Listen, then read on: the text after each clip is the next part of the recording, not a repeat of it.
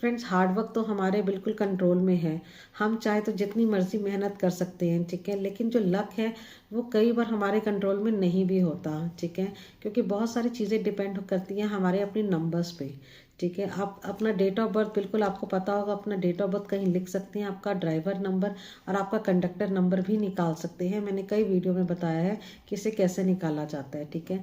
जब ये सारे नंबर्स आप अपने सामने लेकर आ जाएंगे, लिख लेंगे, ठीक है, तो आप उनमें चेक कीजिए कि क्या आपके पास नंबर 6 आता है, ठीक है। अगर नंबर 6 आता है तो मान के चलिए कि बहुत हद तक लक आपका फेवर करता है, ठीक है। लेकिन इसको और अच्छे से और स्ट्रॉन्ग फैक्टर जानने के लिए इसके साथ साथ ये भी चेक कीजिए कि आपके पास नंबर 5 भी आता है, ठीक है। अगर नंबर 5 और नंबर 6 ये दोनों नंबर्स आपके पास आते हैं, ठीक है, तो ये बहुत हद तक 90% ऐसा देखा गया, ऐसा जाना गया, ऐसा स्टडी किया गया है कि ऐसे लोगों का लक फैक्टर हमेशा उनको बहुत ज़्यादा फेवर करता है। तो ये आप चेक कर सकते हैं अपनी डेट ऑफ बर्थ के थ्रू। लेकिन फ्रेंड्स आप क्या करें कि किसी के पास सपोज नंबर 6 आता है, नंबर 5 नहीं आता, या किसी के पास नंबर 5 आता है, नंबर 6 नहीं आता, या किसी किसी के पास ये दोनों नंबर्स नहीं आते, तो उसके लिए आप क्या कर सकते हैं। तो फ्रेंड्स इस चीज़ की फीलिंग है हम कर सकते हैं, कुछ रेमेडीज़ के थ्रू इसे किया जा सकता है, ठीक है। लेकिन वो जो रेमेडीज़ हैं, ठीक है, वो भी चेक करना पड़ता है, आपकी डेट ऑफ बर्थ पे डिपेंड करता है कि आप उसको कर सकते हैं डायरेक्टली या नहीं कर सकते। तो ये बहुत सारी चीज़ें आपको चेक करनी पड़ती है। मैं रेमेडीज़ आपको ज़रूर बताऊंगी, लेकिन स्टिल आपसे कहूँगी कि अपनी डेट ऑफ बर्थ का कंप्लीट एनालिसिस करवाइए, उसके बाद ही आपको समझ में आएगा कि एग्जैक्ट आपको क्या रेमेडीज़ करनी चाहिए। बट स्टिल अगर आपके पास नंबर 6 नहीं है तो उसके लिए आपको 2 रेमेडीज़ बताने वाली हूँ, ठीक है। सबसे पहले कि आप हर फ्राइडे को, ठीक है, हर फ्राइडे को किसी भी डिसेबल पर्सन को या किसी बैगर को या फिर किसी मंदिर में भी दान कर सकते हैं। आपको कोई भी सफ़ेद चीज़ दान करनी है, ठीक है। वो हो सकता है आटा हो गया, चावल हो गया, रसगुल्ले हो गई, कोई भी सफ़ेद मिठाई हो गई, ठीक है, या सफ़ेद कपड़ा हो गया। इनमें से कोई भी चीज़ आप सफ़ेद रंग की सबसे पहले प्रेफर कीजिएगा, किसी अंगहीन को दान कीजिए, ठीक है। अगर वो आपको नहीं मिलता तो किसी बैगर को दे दीजिए या किसी नीडी पर्सन को दे दीजिए। और आपको कुछ भी नहीं समझ में आता तो आप एक मंदिर में दान कर दीजिए, ठीक है। ये आपको हर शुक्रवार करना है और 180 डेज तक तो मिनिमम इसको करना ही है, ठीक है। और बहुत ही सिंपल सी रेमेडी है, उसके बाद आपको कुछ रिजल्ट देखने को ज़रूर मिलेंगे। और सेकेंड ऑप्शन, आप एक गोल्डन मेटल की वॉच अपनी लेफ्ट हैंड में वेयर कर सकते हैं, ठीक है, जो आपके 6 नंबर की जो पावर है उसको एनहांस करता है, ठीक है। अब बात करते हैं, अगर आप नंबर 5 आपके डेट ऑफ बर्थ में मिस हो गया है तो उसके लिए आप क्या कर सकते हैं। तो उसके लिए आपको बताना चाहूँगी कि use more and more green colour.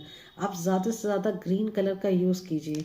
आप ग्रीन कलर का खाना खा सकते हैं, जैसे सपोज़ आप खीरा खा सकते हैं, मटर खा सकते हैं, ठीक है, जिसमें भी ग्रीन कलर होता है वो आप चीज़ ले सकते हैं।